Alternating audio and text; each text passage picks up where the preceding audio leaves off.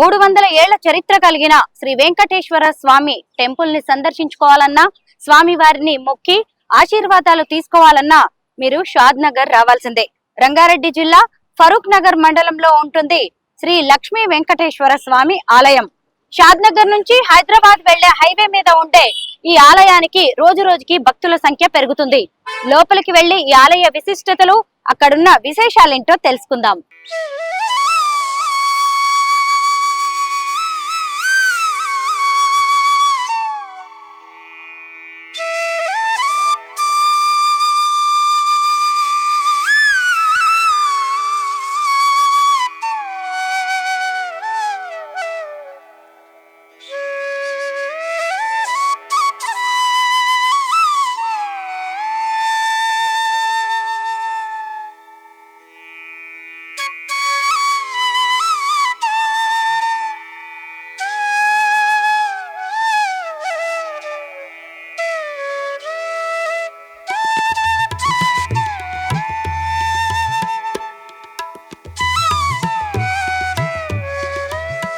ఈ ఆలయంలోకి మనం ప్రవేశించగానే ఆలయ గోడలు, స్తంభాలు వేటిని చూసినా కూడా ఇది ఎన్నో వందల ఏళ్ల క్రితం నిర్మించిందని, రాజుల కాలం నాటిదని అర్థమైపోతూ ఉంటుంది.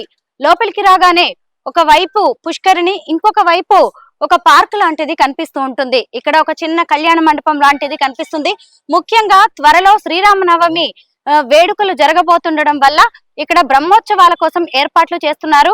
అలాగే అనేక మరమ్మతులు, అలాగే పునరుద్ధరణ పనులు అనేవి చేస్తూ ఉన్నారు. అందుకే ఎక్కడ చూసినా గానీ కొత్తగా దీన్ని నిర్మిస్తున్నట్టుగా కనిపిస్తోంది. దీనికి సంబంధించిన ఇంకా విశేషాలను లోపలికి వెళ్తే మనకి తెలుస్తాయి. ఇక్కడ చూడొచ్చు, లోపలికి ఎంటర్ అవ్వగానే ఒక మొత్తం అరటి చెట్లు అనేవి కనిపిస్తూ ఉంటాయి. ఇంతవరకు ఎక్కడ ఏ ఆలయంలో ఇలాంటి ఉద్యానవనం ఏర్పాటు అనేది మాత్రం కనిపించలేదు. 3 వరుసల్లో ఇలాగా అరటి చెట్లు అనేవి కనిపిస్తూ ఉంటాయి. మనకు తెలిసిందే, ఒక గెల వేసిన తర్వాత అరటి చెట్టును తీసివేస్తారు. అలాగా ఒక గెల వేయగానే ఒక అరటి చెట్టును తీసేసి ఇలా ఇంకొక అరటి చెట్టును వేయడం అనేది ఇక్కడ జరుగుతూ ఉంటుంది. ఇటువైపు చూస్తే పండ్ల మొక్కలు, పూల మొక్కలు లాంటివి ఎంతో బాగున్నాయి. ఈ రోడ్డు మీదుగా, నేషనల్ హైవే మీదుగా వెళ్లే పర్యాటకులు ఏ టైంలోనైనా వచ్చేసి ఇక్కడ కాసేపు సేదతీరి స్వామి వారిని దర్శించుకొని వెళ్ళిపోతూ ఉంటారు. అయితే స్వామివారి దర్శనకు సంబంధించిన వేళలు కూడా ఉంటాయి. ఉదయం, సాయంత్రం వేళల్లో మాత్రమే లోపల ఆలయం అనేది తెరిచి ఉంటుంది. కానీ మిగతా ఈ ప్రాంతాన్ని మాత్రం కాసేపు సందర్శించవచ్చు. అలాగే కాసేపు మనం ఇక్కడ సేదతీరవచ్చు.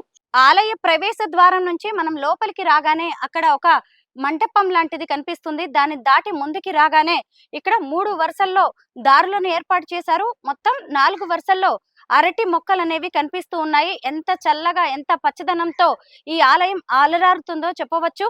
అలాగే ఈ అరటి చెట్లు అనేవి ఆలయానికి కొత్త శోభను తీసుకువస్తూ ఉన్నాయి.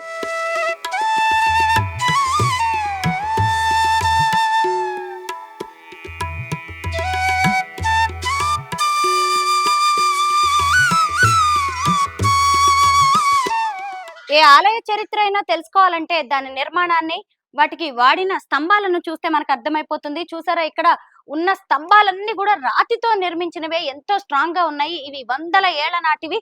ఈ గుళ్ళో ఎటు చూసినా గానీ పెద్ద పెద్ద గదులతోటి, చుట్టూ ప్రహారాలతో కనిపిస్తుంది. అంటే ఇక్కడ అప్పట్లో పూజారులు కావచ్చు, భక్తులు కావచ్చు, వాళ్ళు ఉండడానికి నివాస యోగ్యంగా కూడా ఏర్పాటు చేసినట్టుగా, ఎంతో ముందు చూపుతో ఈ ఆలయాన్ని నిర్మించినట్టుగా మనకు అర్థమవుతుంది.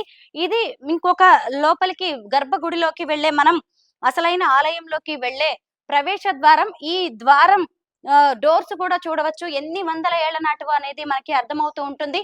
అయితే దీన్ని జానంపేట గుడి అని కూడా అంటూ ఉంటారు.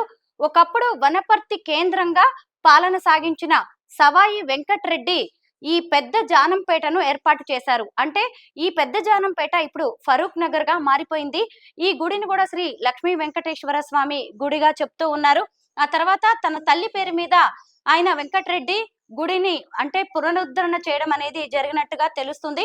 1962 నుంచి 1719 కాలంలో ఈ ఆలయాన్ని నిర్మించినట్టుగా చెప్తున్నారు. మొత్తం ఇక్కడ సప్త ఆలయాలు ఉంటాయని చెబుతూ ఉంటారు. ఇదిగోండి, ఇక్కడ మనం ప్రధాన ఆలయంలోకి వచ్చేసాము. ఇది ధ్వజస్తంభం. ఈ ధ్వజస్తంభాన్ని కూడా రాతితో ఎంతో అద్భుతంగా ఏర్పాటు చేశారు. ఇక్కడ 2 ధ్వజస్తంభాలు ఉన్నట్టుగా కూడా కనిపిస్తుంది. ఇది ముఖ్యంగా శ్రీ వెంకటేశ్వర స్వామి వారి ఆలయం. శ్రీ వెంకటేశ్వర స్వామి వారి ఆలయానికి ఒకవైపు రంగనాథ స్వామి ఉన్నారు. చూసారా, రంగనాథ స్వామి ఆలయంలో ఎంత అందమైన విగ్రహాలు, దేవతా మూర్తులు కనిపిస్తూ ఉన్నాయో. అలాగే రంగనాథ స్వామి కూడా శేష సైనం మీద ఆయన నిద్రిస్తున్నట్టుగా కనిపిస్తుంది. మళ్ళీ ఇటువైపు చూస్తేనేమో రామాలయం కనిపిస్తుంది. సీతా లక్ష్మణ సమేతంగా రాముల వారు ఇక్కడ కొలువుదీరి ఉన్నారు. ఇక్కడేమో అలివేలు మంగమ్మ అలాగే పద్మావతి దేవితో వెంకటేశ్వర స్వామి ఇక్కడ కొలువుదీరి ఉంటారు.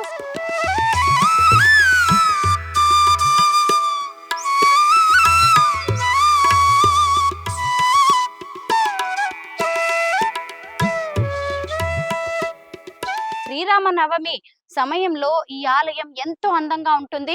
ఎప్పటికప్పుడు ఇక్కడ భక్తుల సంఖ్య పెరుగుతూనే ఉంది. దానికి తగినట్టుగా ఎప్పటికప్పుడు ప్రభుత్వాలు, స్థానిక ప్రజాప్రతినిధులు ఇక్కడ మరమ్మతులు చేపడుతూ, నిర్మాణాలు చేపడుతూ పోతున్నారు. ఎక్కడ చూసినా యజ్ఞాలు, యాగాలు చేసినట్టుగా ఇక్కడ మనకి ఆనవాళ్లు కూడా కనిపిస్తున్నాయి. ఈ ఆలయ ప్రాంగణంలో చాలా భారీ చెట్లు కూడా ఉన్నాయి. ఎటు చూసినా చెట్లు కనిపిస్తున్నాయి. విశాలమైన ఈ ఆలయ ప్రాంగణంలో అనేక గుళ్ళు కూడా కనిపిస్తున్నాయి. ఇక్కడ లోపలికి రాగానే ఇటువైపు ఏమో ఆంజనేయ స్వామి ఉన్నారు. అలాగే ఆలయానికి అంటే శ్రీ వెంకటేశ్వర స్వామి ఆలయానికి ఎదురుగా మరో ఆలయం కూడా కనిపిస్తుంది. ఇక్కడేమో గరుత్మంతుడు, మనకి మామూలుగా తిరుపతిలో కనిపిస్తూ ఉంటారు కదా, అలా ఇక్కడ గరుత్మంతుడు కూడా కనిపిస్తూ ఉన్నారు. మీరు ఇక్కడ చూడొచ్చు, 2 ధ్వజస్తంభాలు కనిపిస్తూ ఉన్నాయి. ఒకటేమో రాతితో ఎప్పుడో ఏర్పాటు చేసినట్టుగా కనిపిస్తుంది. ఇంకొకటేమో లోహంతో తయారు చేసినట్టుగా ఈ ధ్వజస్తంభం కనిపిస్తుంది. ప్రతి శ్రావణ నక్షత్రం రోజున ఇక్కడ వెంకటేశ్వర స్వామి వారి కళ్యాణం జరుగుతుందంట. అప్పుడు ఎక్కడెక్కడి నుంచో భక్తులు వచ్చేసి ఇక్కడ కళ్యాణాన్ని జరిపిస్తూ ఉంటారు. ఇక్కడ జరిగే విశేష పూజల్లో పాల్గొంటూ ఉంటారు. ముఖ్యంగా ఇది నేషనల్ హైవే మీద ఉంటుంది కాబట్టి ఇంకా ఇటువైపుగా వెళ్లే వాళ్ళు కూడా వచ్చేసి పర్యాటకుల్లాగా కూడా వచ్చేసి ఈ ఆలయాన్ని సందర్శిస్తూ పోతూ ఉంటారు. 4 ఎకరాల్లో ఉన్న ఈ ఆలయాన్ని ఎప్పటికప్పుడు ఎంతో అభివృద్ధి చేస్తూ ఉన్నారు. కొత్తగా దాతలు కూడా వచ్చేసి దీనికి విరాళాలు ఇచ్చేసి తమ వంతుగా ఆలయ అభివృద్ధికి సహాయ సహకారాలు అందిస్తున్నారు.